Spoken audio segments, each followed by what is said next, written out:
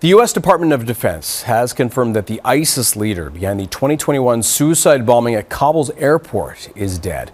13 U.S. service members were among the more than 100 people killed in that attack that took place in the final days of the U.S. withdrawal from Afghanistan. I think what's important about this is that we don't get kind of a false sense of security, like the Taliban's looking out for us. I mean, it's pretty clear that the Taliban-Al Qaeda relationship is as strong as ever, based on our recent killing of Zawahiri, the head of Al Qaeda in Kabul, and the degree to which these organizations are intertwined, the Taliban and Al Qaeda, through the Haqqani network. And Siraj Haqqani is now the Minister of Interior of Afghanistan. And I think you've seen the recent reports finally acknowledging that Afghanistan is once again, a safe haven for terrorist organizations. So, I mean, hey, I'm glad he's dead.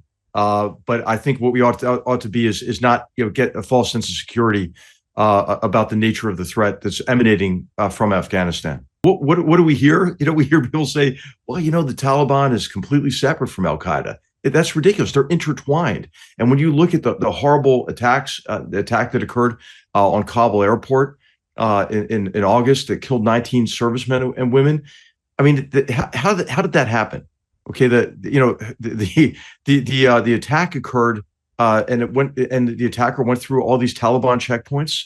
There were no Taliban killed on that day, and then when after our humiliating, really surrender and withdrawal from Afghanistan, an organization called Badr 313 took over the airport. Remember all the kitted out, unit that came in there with their with the night vision goggle mounts and the body armor and everything. That's an Al Qaeda brigade under the command of the Haqqanis, which is a branch of the Taliban.